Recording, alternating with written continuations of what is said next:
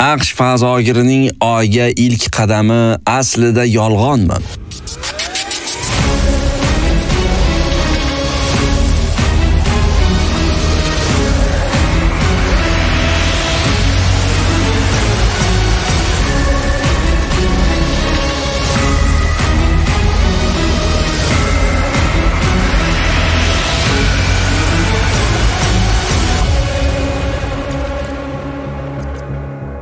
Oyga o'rnatilgan AQSh bayrog'i suratlari aslida yerda olinganmi? Asr siri. Oyning ikkinchi tomoni.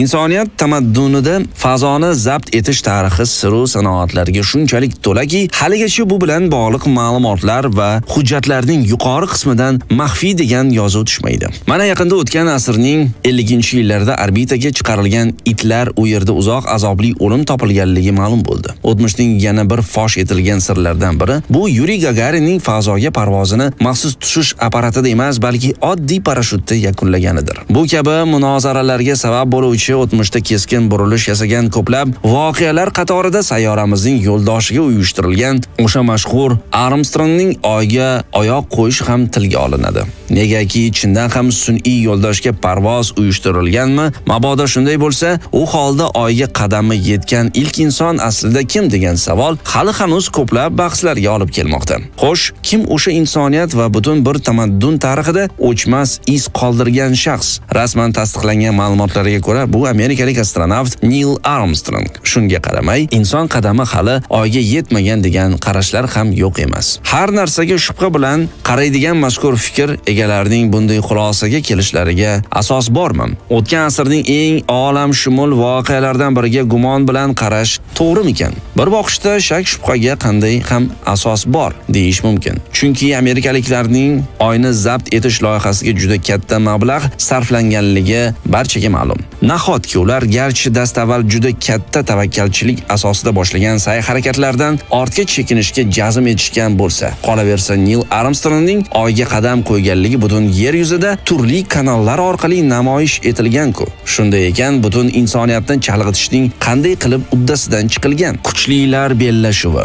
O'tgan asrning 60-yillarida ikki yirik mamlakat AQSh va sobiq ittifoq o'rtasidagi sovuq urush ayni alangalagan. Bu davlatlar iqtisodiyot va ishlab chiqarishdan tortib to sport sohasigacha bo'lgan barcha yo'nalishlarda raqobat qilayotgan davr edi. Ana shunday ziddiyatlardan biri kosmosni zabt etish sohasida ham yuzaga keldi. Boshida sobiq ittifoq bu borada yaqqol ustunlik bilan ilgarilab bordi. Yerning ilk sun'iy yo'ldoshi, fazodagi ilk odam, ilk marta birdaniga ikkita kosmik kemalar parvozi, samoga ilk ayolning parvozi, insonning ochiq kosmosga dastlabki chiqishi, bularning barchasi mamlakat erishgan yutuqlar bo'lgan. Shunday bo'lsa-da, mutlaq ustunlik haqida gapirishga hali erta edi. Sababi Qo'shma Shtatlar ham bu borada qator salmoqli ishlarni amalga oshirishga ulgurgandi. Masalan, orbitadagi ilk moslashuv harakatlari, fazodagi kosmik kemalarning dastlabki tutashuvi, Apollon Gemini dasturi doirasidagi uzoq muddatli parvozlar, Oyga uchuvchisiz parvozlarni amalga oshirish, Saturn 5 og'ir raketa eltuvchi samolyotni yaratish shular jumlasidan. Bu kabi yutuqlar AQShning ortda qolmayotganidan dalolat edi. Ammo ustunlikni namoyish etish uchun AQShga undanda yuksak muvaffaqiyat zarur ediki, natijada raqib mamlakatning bungacha erishgan barcha yutuqlari soyada qolib ketmog'i darkor edi. Shunda masalaning ideal yechimi Oyga amalga oshiriladigan parvozda deb belgilandi. O'z navbatida NASA bor e'tibori kuchini oldinga qo'yilgan mazkur maqsadga qaratdi. Oqibatda Oyga parvoz dasturiga 150 milliardga teng mablag' sarflandi. Natija kutilganidek olamshumul bo'ldi. 1969-yil 20-iyul esa tarix zarvaraqlariga yozildi. Shu kuni inson qadami ilk marotaba Oyga yetgan sana sifatida o'tmishning unutilmas voqeasiga aylandi. Bir qarashda nihoyat amerikaliklar butun dunyoga kosmik makonni zabt etishda ustunligini namoyish eta olganday tuyuldi. Lekin Hech qancha vaqt o'tmay odamzodning oyga parvozini shubha ostiga qo'yadiganlar topildi. Asossiz quruq gaplarga har kim quloq solmaydi, albatta, ammo bu odamlar o'z nuqtai nazarini isbotlab berish uchun jiddiy dalillarni keltirishmoqda.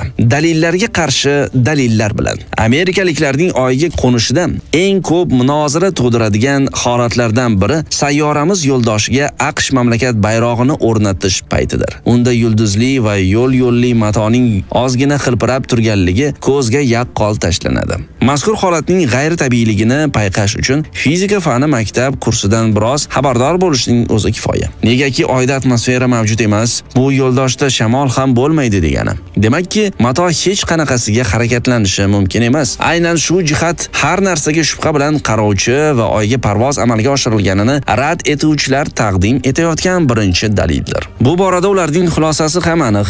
Yuqoridagi holat shabada esishi mumkin bo'lgan joyda suratga olingan. Bundan mazkur tasvirlar yerda olingan degan fikr kelib chiqadi. O'z navbatida bu qarashlarni rad etayotgan ularning raqiblari ham sukut saqlashgani yo'q. Odamzodning ulkan muvaffaqiyatiga gumon qilayotganlarning adashayotganini ko'rsatmoqchi bo'lgan tomon vakillari dalilga qarshi dalil keltirishmoqda. Ikkinchi tarafning ta'kidlashicha, bayroq xilpirashining sababi Apollon qo'nish moduli bilan oy haroratining turlicha ekanligidadir. Nima bo'lganida ham muhimi, bayroq kosmonavtlar tomonidan mustahkam o'rnatilganidan so'ng qilt ham etmagan. Shu o'rinda miyaga bir fikr keladi. Agar rostdan ham tasvirlar yerda olingan bo'lsa, kosmonavtlar davlat ramzini ushlab turganida uning xilpirashi o'rnatilganidan keyin esa shamolning esmasligi biroz g'alatiroq. To'g'rimi? Gumonsirashga usta bo'lganlar e'tibor qaratayotgan yana bir jihat bu amerikalik astronavt qoldirgan izlar surati. Ularning fikricha, oy yuzasida izlar bu darajada aniq aks etmasligi kerak. Boisi yo'ldoshda suv yo'q. Sochiluvchan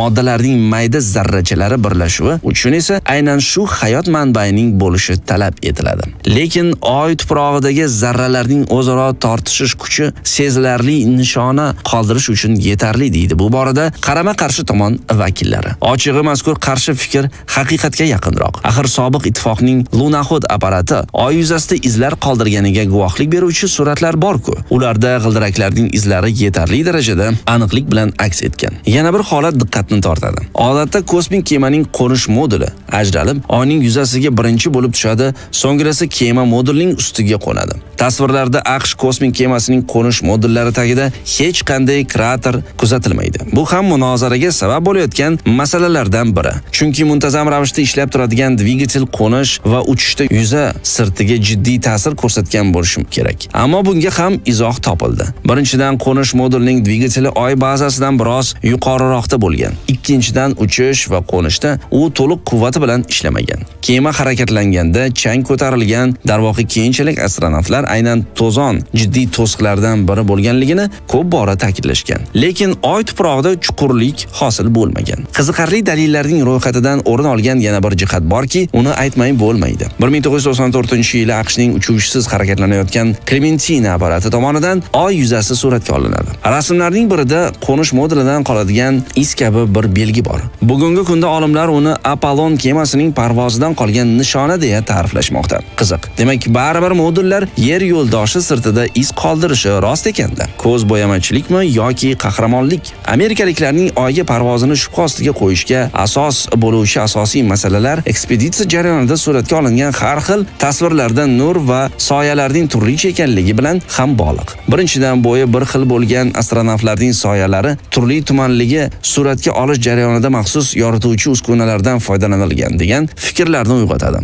Balki uchuvchilar bo'y bastidagi ushbu nomutanosiblik oy yuzasining notekisligi sababidandir. Ammo mazkur qarashni isbotlovchi birorta dalil yo'q. Shuningdek, ba'zi suratlarda qo'nish modulining soyasida turgan astronavt yaxshi yoritilganligi yaqqol ko'rinadi. Soyadan quyosh astronavtning orqa tomonida ekanligini bilish mumkin bo'lsa-da, ayni paytda uning skafandridagi eng mayda qismlarini ham aniq payqash oson. Bu yaqindan olingan tasvirlarmikin? Ayni paytda astronavtlarning tasvirlarida yaxshi yoritilayotganligi, oy yoki yaltiroq skafandrlar nuridan ekanligi ham ehtimoldan xoli emas.